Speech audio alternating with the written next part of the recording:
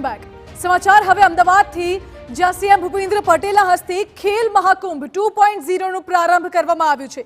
ટ્રાન્સસ્ટેડિયા કાંકરિયામાં ખેલ મહાકુંભની શરૂઆત કરવામાં આવી, જેમાં રેકોર્ડ બ્રેક 66.17 લાખ ખેલાડીઓએ રજીસ્ટ્રેશન કરાવ્યું। ખેલ મહાકુંભમાં 39 રમતોનો સમાવેશ કરવામાં આવ્યો છે અને વિજેતા ખેલાડીઓને 45 કરોડ સુધીના પ્રોત્સાહક ઇનામ આપવામાં આવશે। રાષ્ટ્રીય અને આંતરરાષ્ટ્રીય વિજેતા ખેલાડીઓનું સન્માન કરવામાં આવશે।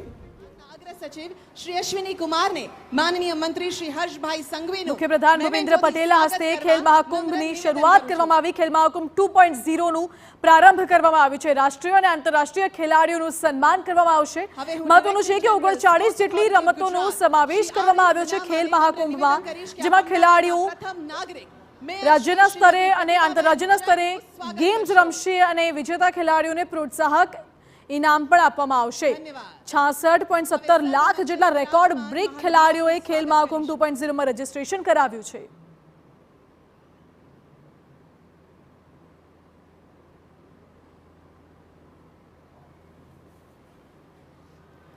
કાંકરિયા ટ્રાન્સ સ્ટેડિયમમાં મુખ્યપ્રધાન, તેમની સાથે ગૃહ રાજ્યપ્રધાન હર્ષ સંઘવી પણ હાજર રહ્યા હતા।